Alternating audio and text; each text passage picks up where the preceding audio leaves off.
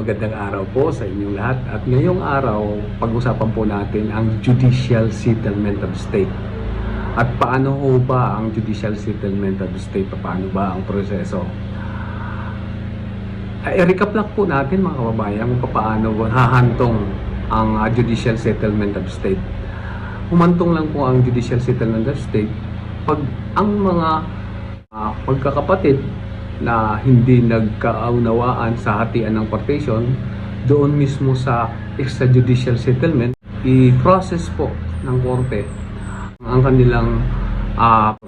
kanilang proseso sa paghati-hati ng lupa.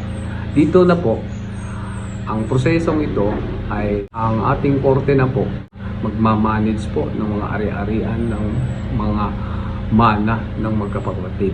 So, pag judicial settlement of state, ang ibig sabihin na ang pamamaraan po na paghahati-hati ng lupa ay doon na po sa korte.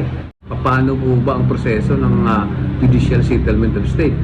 So, any person, sino yung may mana, sino po yung magpa-file sa court, yung judicial partition para paghati-hatian po ang lupa. Yung paparte na po, yung korte na po yung at pag na-receive na po yung korte ang finalization or application for judicial partition, ang korte po ay mag-a-appoint po ng administrator para po siya po ang magbayad ng mga buwis o mag-settle sa lahat ng mga ari-arian ng mayapang mayari.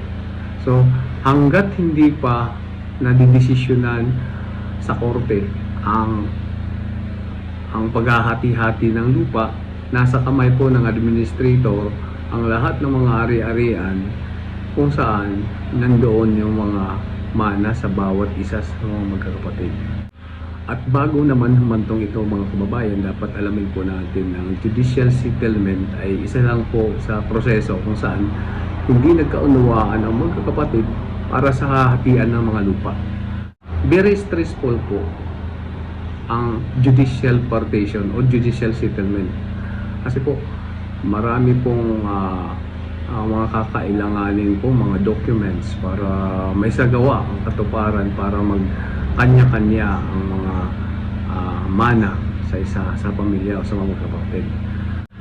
At kung wala na talaga magagawa mga kababayan at hindi na po magawa ng paraan kung paano i-settle ang estate, ang mga kapatid ay nag-away-away na po. So that's the time na ang korte na po ang bahala mag-separate o mag-settle sa kanilang mga ari-arian. At napaka-expensive po ang judicial settlement. At hindi tulad ng extrajudicial settlement mga kababayan, madali lang ang proseso. Pupunta lang kayo sa abogado at doon pipirma lang po kayo at yung hati-hatian niyo ay naaayon doon sa mismo pinirmahan ninyo ang mga salaysay.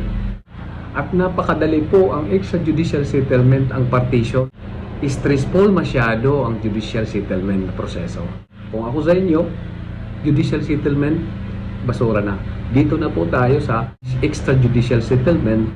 At kung ako sa inyo, extrajudicial settlement tayo po. Less stress. At hindi pa kayo magbabangayan mga kababayan.